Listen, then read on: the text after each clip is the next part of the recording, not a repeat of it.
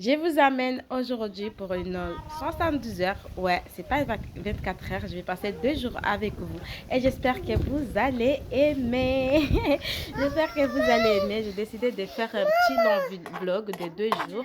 Histoire de... C'est pas un week vlog, c'est vraiment un vlog, mais de 2 jours. Bon visionnage. Salam alaikum. On a voulu aller au champ pour reprendre madaba et tout. Des feuilles de manioc. Mais là, on a trouvé ma mère là. Et du coup, on retourne à la maison. On va faire le madaba. Aujourd'hui, on va cuisiner le madaba. Allez, comme je suis habillée, j'ai mis mes services là. Des habits sales pour aller au champ. Mais finalement, je vais pas. On va faire le madaba, feuilles de manioc. Et voilà. Et j'ai commencé à déjeuner mes jours là, les jours de Ramadan que j'ai pas fait. J'ai commencé à rattraper ici parce que c'est plus rapide ici qu'en France. Voilà, voilà. J'espère que vous allez bien. Abonnez-vous. Abonnez-vous mes amis. Comme vous voyez, elle c'est ma maman, mais vous n'allez pas la voir en face parce qu'elle n'aime pas du tout être sur les réseaux sociaux. Là, on se retrouve à la maison, c'est chez moi. On se retrouve, on va préparer le feuille de manioc, le madaba. Au Comores, c'est sympa de préparer le madaba, c'est pas comme en France. Là-bas, il n'y a pas aussi d'ambiance. Mais ici, regardez, il y a ma petite sœur qui fait le nazi, qui rappe le nazi. Moi, j'enlève le madaba sur le mur là, le truc qu'on coupe au champ avec. On enlève comme ça et après on fera le feuille de madaba. On va mixer, mais pas mixer sur le mixeur, mais vraiment dans un truc comorien que vous allez voir au fur et à mesure de vlog. Et vraiment, faire le madaba au Comores, ça annonce vraiment une ambiance extraordinaire. C'est quand on dit on va faire le madaba aujourd'hui, c'est comme si on va faire des mashhoudi, c'est-à-dire le mariage, parce que ça ramène une ambiance de fou. Tout le monde met la main à la pâte et du coup ça fait que ça donne plus de trucs quoi. C'est pas pareil quand on fait le madaba en France. Du coup aujourd'hui au menu c'est le madaba. Désolée pour mon fils là qui crie parce que j'arrive pas à faire le montage. C'est comme en France. À chaque fois que je vais faire le montage, il y a tout le temps mon fils de là et ma fille. Désolée pour ça. Et du coup, comme vous pouvez le voir, on fait le madaba là. Et le madaba, on va mixer avec du sel, du piment, de l'ail, de l'oignon. Et après, on râpe le nazi comme vous l'avez vu. Moi, je vais le mixer pour que ça sorte beaucoup de lait de coco. Je vais le mixer et après on prend le lait de coco, on met au feu et après on met le madaba une fois déjà foudoua quoi. Et on met dans le madaba et dans le nazi le lait de coco, on laisse mijoter plusieurs heures avec le feu traditionnel quoi. Et voilà, et jusqu'à après on rajoutera du poisson ou du thon ou de la sardine ou parfois de la viande. Il y en a qui mettent de la viande, mais je préfère que ça soit vraiment du thon ou du poisson ou de sardine que de la viande. C'est très bon comme ça que mettre de la viande. Et du coup, voilà, comme vous voyez, il y a ma petite soeur qui fait le nazi, qui râpe le nazi et après on va le mixer, sortir le lait de coco dedans et on fera le madaba avec. Et là il a mis son petit cahier à côté. Apparemment il révise en même temps, il révise en même temps faire le truc. Et c'est elle encore qui pour fait le madaba. On va mettre tout ça là. Il y a des oignons, des piments, de l'ail. On a mis du sel. Pousse-toi! On a mis du sel, on met tout dedans.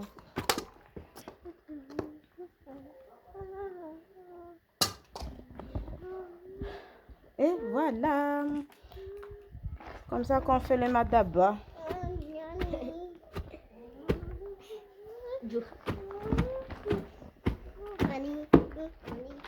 J'ai déjà fait lait de coco. On a déjà râpé le lait de coco. Là, on va mettre dernier moment. Quand le madaba sera déjà cuit, on va mettre le codorando pour que le madaba soit vraiment bon. Là, on va mettre là au feu. On mettra le madaba là. On va laisser mijoter jusqu'à ce que ça soit cuit. Voilà.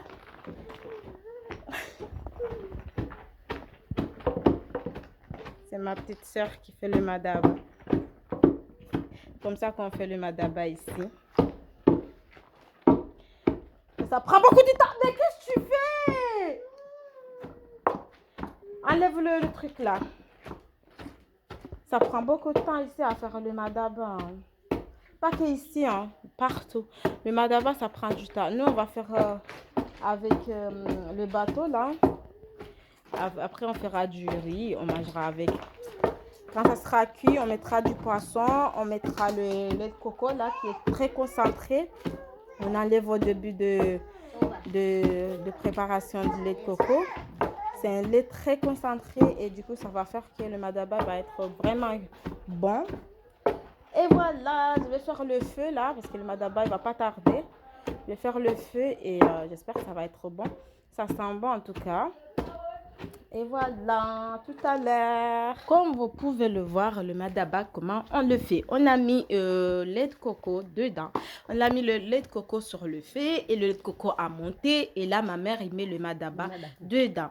Et on va laisser comme ça. On va couvrir le marmite. On va couvrir la marmite. On va être là à surveiller, à faire le feu aussi. C'est pas comme en France, on met au feu et on laisse le feu faire son travail. Ici, c'est nous qui faisons le travail. On doit être à côté pour surveiller le feu et vérifier qu'il est toujours là parce que sinon il disparaît le feu. Et du coup ma mère elle a mis le madaba dedans. Moi je vérifie le feu comme vous voyez. On va mettre le couvert, on couvre le madaba, on reste à côté, on surveille plusieurs heures et après on mettra le lait de coco concentré avec le poisson. Là, on va faire du jus. On fait le jus, on va mettre au congèle là. Profiter de l'électricité. Je vais mettre un peu de sirop, histoire de faire de mettre un peu de couleur. On met du sucre qui est là et voilà. Hein. Je vais couper ça, j'enlève le chair là qui est dedans. Après je vais mixer, comme ça il sera très très bon. N'est-ce pas Merchati? Oui. Va chercher le couteau. Il est où? Cherche le couteau. L'autre là qu'on avait là. Une fois mixé le fruit, je vais préférer le jus. Je mets du sucre. Je vais faire le jus que j'ai déjà mixé. Là, ça sent très bon. Et je vais rajouter un peu de l'eau. Désolée pour mon fils qui est à côté.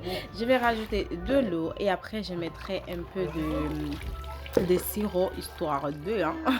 Mais vraiment sans le sirop c'est très bon donc n'hésitez pas hein.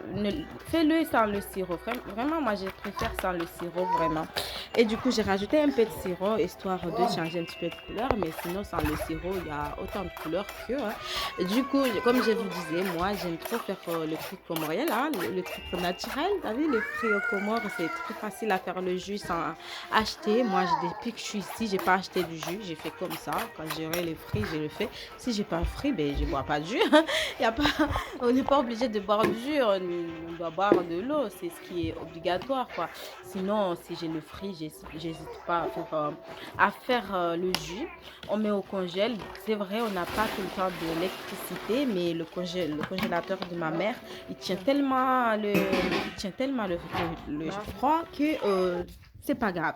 Et là, comme j'ai déjà fini l'histoire de madaba, histoire de jus, j'ai mis au congèle. Là, je vais laver le vêtement de mes enfants. Comme vous voyez, on n'a pas de machine à laver ici. On le fait à la main. Et vraiment, ça, c'est fatigant, c'est sûr, parce qu'on n'a pas encore l'habitude.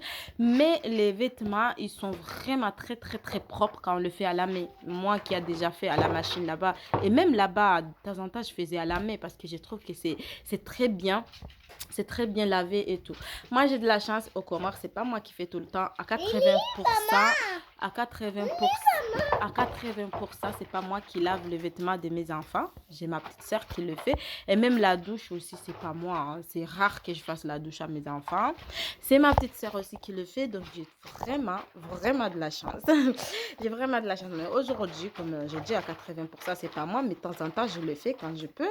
Et du coup, aujourd'hui, c'est moi qui mets la main à la pâte. C'est moi qui lave les vêtements de mes enfants. Et après, le lendemain, je vais vous amener à Moroni. Ouais, depuis qu'on est au Comores, on n'est pas parti à Moroni, alors que ça fait déjà 2 semaines qu'on est ici, on n'est pas parti. Et du coup, ma copine m'a dit hier de partir un petit peu, visiter un petit peu, histoire de sortir un peu, parce que bientôt, c'est des mariages. Il y aura que de mariages le mois prochain, au mois de juillet. À partir du 7, que de mariages jusqu'à la fin de notre séjour au Comores. Du coup, on n'aura pas non plus le temps de partir et tout. Mais on va essayer d'aller à la plage un petit peu avec les enfants, histoire que les enfants sortent un petit peu. Mais vraiment, on n'aura pas le temps comme là maintenant. Et du coup, j'ai décidé qu'aujourd'hui, je vais faire les vêtements des enfants. Je vais laver, histoire d'alléger le travail à ma petite soeur qui va me garder mes enfants. Je vais laver les vêtements comme ça. Demain, elle aura qu'à garder le petit.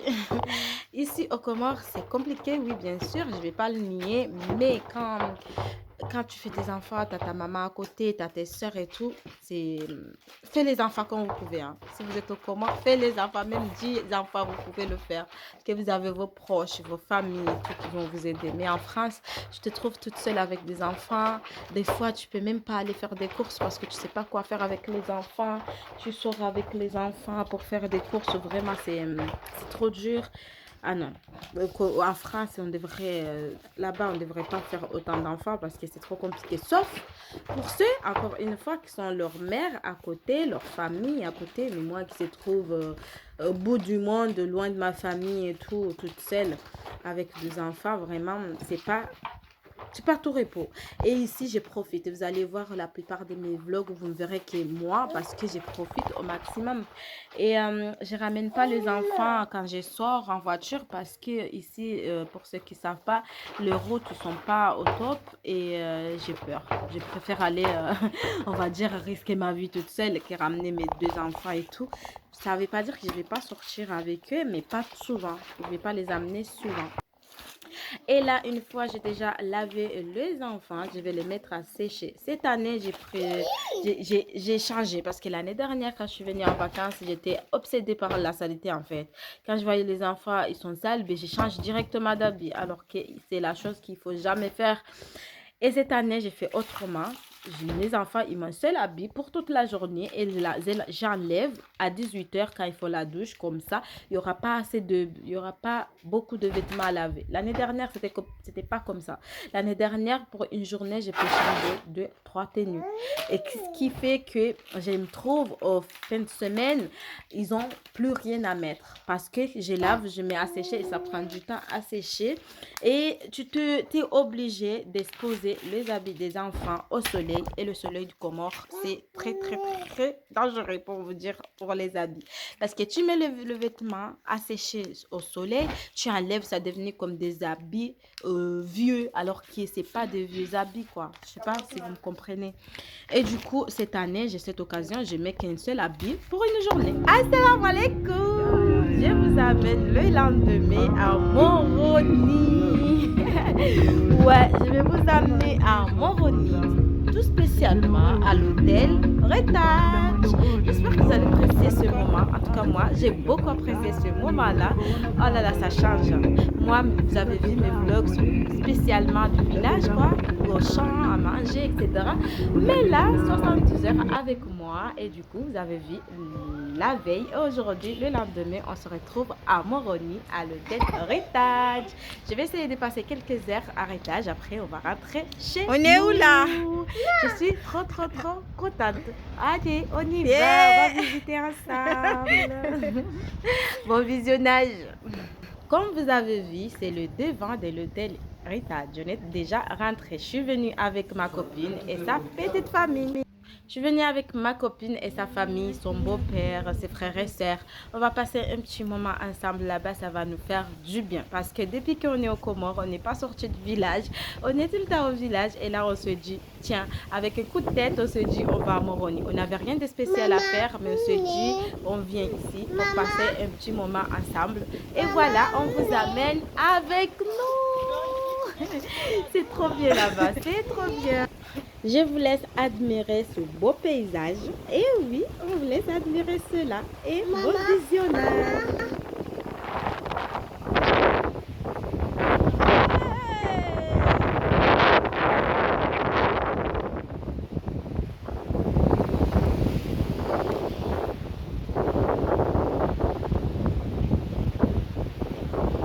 Voyez comme c'est beau le Comore. On est où? Au Comore.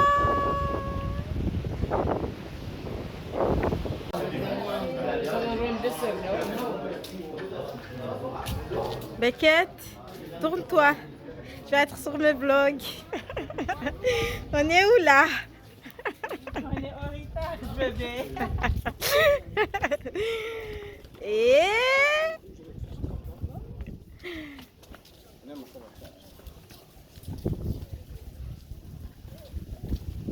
la piscine. C'est le soir, oui, vraiment, c'est magnifique. J'imagine.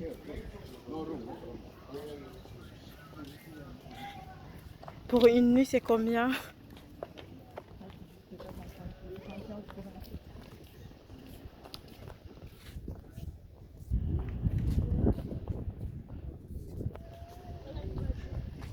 C'est beau quand même. Ah, il y a la mer en face.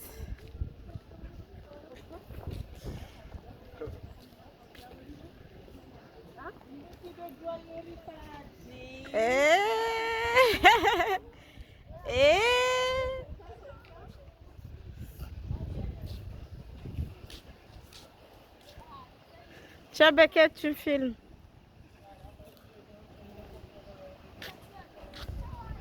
Ah, la mer.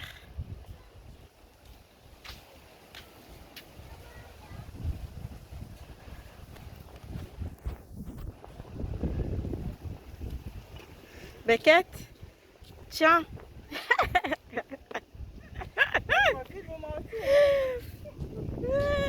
C'est bien.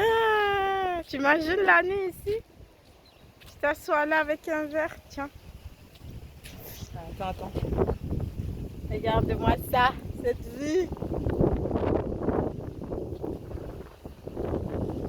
Oh yeah! Ça y est, pour une fois, Aurita dit là. C'est beau.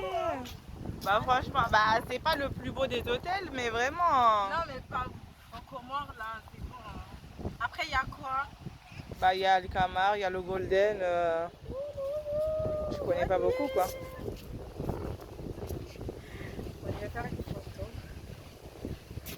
Tu veux couper, non? Après avoir fait le petit tour à l'hôtel Héritage, on a faim. On va aller manger. Je vous laisse voir tout ça. Je vous laisse voir tout ça. Bon appétit à nous. Alaykoum salam. Alhamdulillah.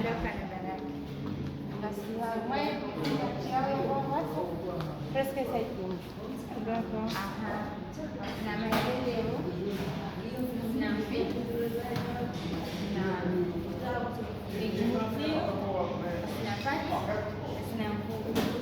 Nzima la shina jana wasina bwaso wasina maji wasina mapita wasina service à la carte. Nzima la shina jana wasina maji wasina boisson, non?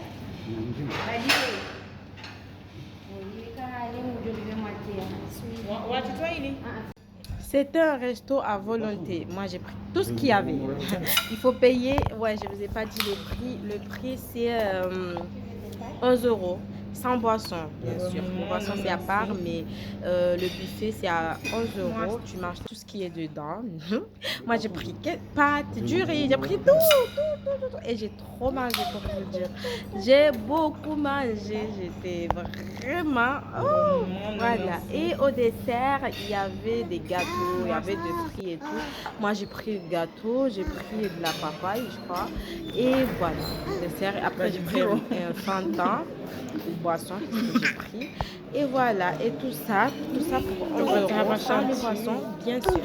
Et la direction, on va chercher pizza. Mais c'est grand ça? C'est combien il a dit? Non mais c'est pas... Ça va, hein, franchement. C'est pas cher. C'est beau. Voyez, même au Comorien des pizzas. Non. C'est pour ta mère. Là, comme vous pouvez le voir, direction chez nous. Je vous ai pas dit d'où je venais. Bien sûr, je venais du Comore, mais la région c'est Badjili. Je venais de Badjili, village Oulali, pour ceux qui connaissent. Ceux qui ne connaissent pas, c'est à côté d'Arsalama, à côté de Kobe, à côté de Siroussa, à côté de Mamima, etc. C'est une ville, il est petit, mais il y a tout ce qu'il faut dedans. J'adore, je suis fière d'être comorienne, mais tout spécialement de Badjili et Blali. Et du coup là, je vais vous amener, on va rentrer chez nous. Désolée, je ne vous ai pas montré des belles choses à Moroni parce que c'est une ville qui a beaucoup de belles choses, j'avoue. Je n'ai pas eu l'occasion de vous le montrer. Ce sera pour une prochaine fois, Inch'Allah, parce que là, on devrait rentrer parce qu'il est tard. Moi, j'ai des enfants, je passe tout le temps à mes enfants, même si j'ai beaucoup. Du coup, j'espère que vous allez aimer, vous allez apprécier ce moment-là, parce que moi, j'ai apprécié ces 2 jours-là. J'ai passé un bon moment avec vous. N'hésitez pas de vous abonner, de liker, de partager. On se retrouve.